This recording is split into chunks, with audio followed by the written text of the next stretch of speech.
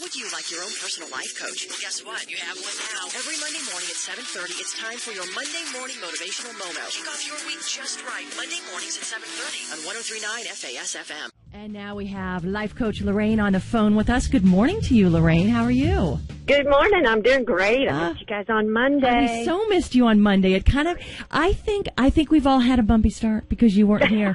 I'm not laying blame. I'm just saying we've become addicted. Well, we need our life coach Lorraine. Well, I have this moment this morning. It's about guilt, so maybe it's fitting. Oh, my goodness. Yeah, so let's chit-chat. What are we going to work on for ourselves today? Well, it really is about guilt. Okay. I think too many people live in a constant state of guilt. You know, they feel guilty if they spend a cent on themselves, or if they miss something, or if anything goes wrong. Yes, absolutely. My sister and I were just talking about this a couple of days ago. She was saying, like, she feels so guilty if she buys anything for herself because, of course, she and her husband are, you know, putting money away for my niece and nephew's college education, you know, their children. And it's just, you know, your life changes and things start to revolve around other aspects, and if you kind of step out of that, she goes like, I don't even want to go buy myself a new lipstick because I'm like, nope, that's money that could be going into their college education. Like, it's money that could do, you know, like you begin to feel guilty for these little things. I know, and it's just a trap because once you start there, then, you know, oh, what if I miss something, or what if anything goes wrong, and you feel this huge weighted burden. Right. Oh, absolutely, and it kind of affects your day. Everything about you is affected. And I think mostly guilt gets triggered when our behavior is at odds with our values. I think that's when it happens the most. Okay, so explain that more, because my sister has amazing values. Right, yeah. Okay, so if she values herself, and yes, she values her appearance, and she values her sense of adventure, if these are values and she's right, not acting in alignment with them, it's going to create weird feelings, and it comes out often as guilt. Okay, yeah, because again, she will feel guilty if she spends something on herself. And you know, instead of saying, well, this will be for our family vacation, or that's something we could do here or there or whatever.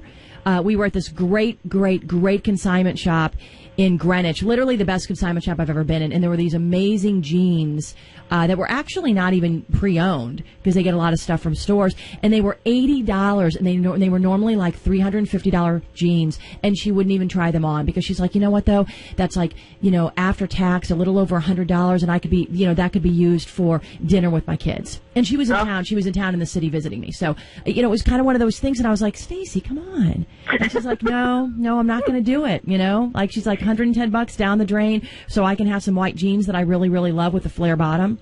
And, you know, it was like, bummer. Well, so maybe what's happening with your sister is that she's acting in alignment with her values, so she's preventing guilt. Oh, no, she said she would feel guilty. Oh, yes, you're right. She said she would have felt guilty if she did try them on and then buy them. So she just stayed away from it. Right. Yeah, because of her values. I mean, kids, number one, well, children. It can be. But I have 4 ways to help you stay out of that guilt trap. Okay, perfect. All right. So here's one. If you don't want anyone to know what you're doing, it's a signal that you might be ashamed of it, so don't do it. That'll keep you out of the guilt trap. Well, that's simple. I mean, you'd think you would. Oh, my goodness. But people don't often, you know, think that way. Like if you send a text, you always think, if this wound up on the front page of the paper, would that be all right? Oh, don't even go there. Guaranteed 50% of text messages that everyone sends, they don't want on the front page. Oh, boy. Oh, boy. All right, so number 2 is check in with your motives. If you're asked to explain your actions, would you be willing to be honest?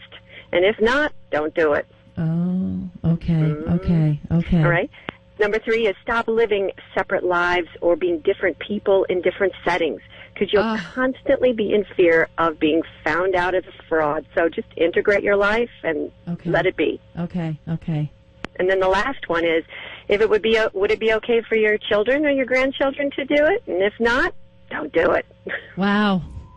I mean, good karma should be swirling around all of us at this point if we live those 4. Because I was actually talking with Brian a couple of weeks ago. There's a study out that says, just regarding to one of your topics, there's a study out that says we all are different people around different people. Because you kind of, like, if you're a boss, great, you have to be your boss. the boss. Then maybe when you're out with your girlfriends, you let loose. You're kind of a little bit different. Then if you have to be around someone that you don't really like being around, you become a different person because you obviously don't want to be mean to them, or you don't want to like show that you don't like them. So you're like, hey, and you're very civil with them. So we all kind of have our own way of being around certain people. So we kind of create several personalities depending on who we're with or who we're around because we have to live a role. Yeah, it's just those personas. That's exhausting, isn't it? Trip you up. Yeah. No, that's true. That's true. All right, Lorraine, I love it. This is good. Yay. This is good. If someone wants to get in touch with you, talk a little bit more about this or anything, what's the plan?